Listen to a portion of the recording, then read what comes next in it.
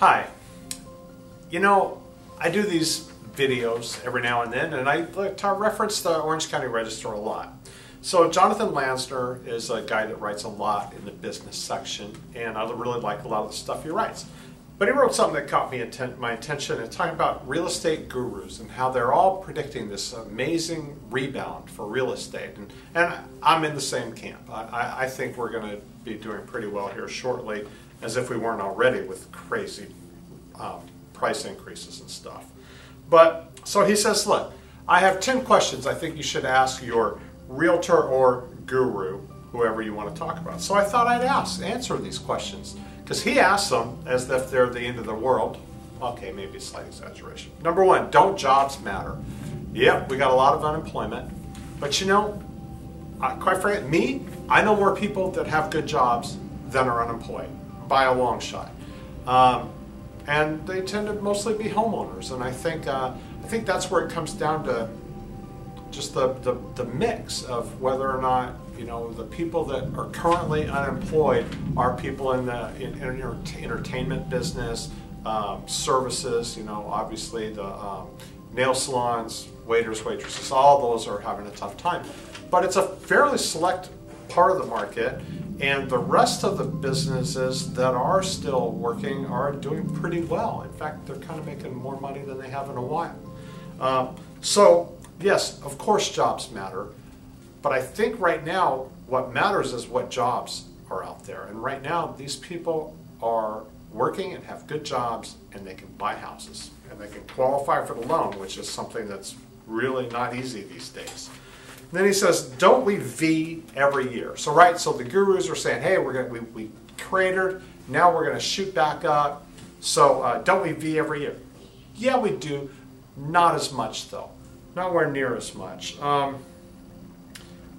You know, I think calling this a V is a little early, right? I mean, to say that it's a V when it's been going on for 5 months now, that's a broad reach.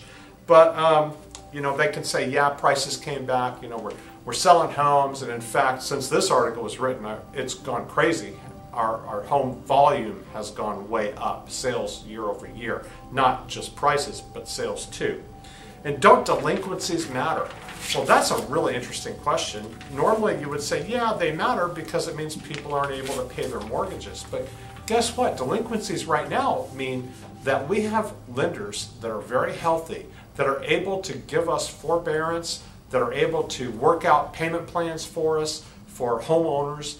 And so, and those are all they're showing up as delinquencies, but they're not. They're a planned forgiveness. They're a delay. They're a bend, they're a flex, but don't break type of thing, right? And ironically enough, I just read that also the lenders today are using those to get a better deal, buying back those loans, because they can say, well, there's these delinquencies now. So it lowers the value, even though they're all going to be fine. So they're actually making more money now with this situation. For our lenders lending, yeah, they are, but man, it's brutal. It's tough. They want to make sure the loans they lend, the loans they give out, are going to get repaid. And more importantly than that, believe it or not, they want to make sure that the investors will buy their loan packages for them, because they have to have these ratios where they have to have a certain amount of reserves to give out loans. So they can't just hang on. Most can't just hang on to their loans. They have to sell them. So they want to be sure that they're selling loans that investors will buy and continue to buy from them moving forward. And then our lenders being stingy. Yeah, I mean, that's what they're talking about. You know, why are they only just a little below 3%? You know, they should be at 2%, or maybe even lower than that if you compare that to the 10-year Treasury. But you know, honestly, 3% is awfully good. And yeah, maybe they are building in a little flex there to make them more money, but they're losing money too in another way, in that they're not having that cash flow of people paying their monthly payments every month. What about home buying affordability? Wow, prices have gone up, and affordability is higher than ever. That's the low interest rates. You know, I just talked on this about a 560 house a year ago, which is now a $600,000 house today. the difference in the interest rates means you can actually pay that $40,000 more, and actually your payment's $150,000 less. So affordability is real, it's legit. People have good jobs, and as a percentage of income, it's almost lower than, I don't know, 4 out of the last 5 decades. That's a pretty affordable theme. Why are rent hikes cooling? Well, rent hikes are cooling because we have had incredible rent hikes over the last 5 years, like 37%. You know, you can only go so far so fast, right? We know that with housing prices, we know that with rents. And then again, we get lumped in. You know, they say, why are rents? My tenants, we're charging more rent. We're going to raise the rent just like we always do. They've been paying.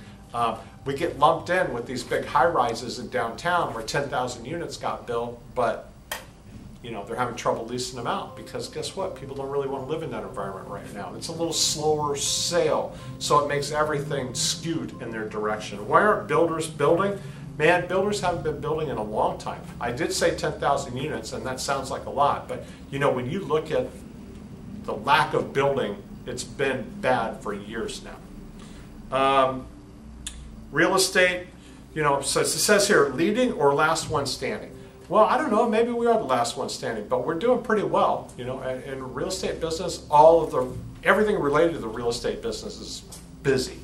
Lending, escrows, repairs, upgrades, realtors, it's busy. And then doesn't confidence matter? Yes, confidence matters. And it's hard to be confident when you're just bombarded every day with fear, fear, fear, fear, fear. But I think a lot of people are starting to realize that maybe they don't have as much to be fearful of as they might have thought. So those are my quick short answers, which rambled on too long. Again, thanks.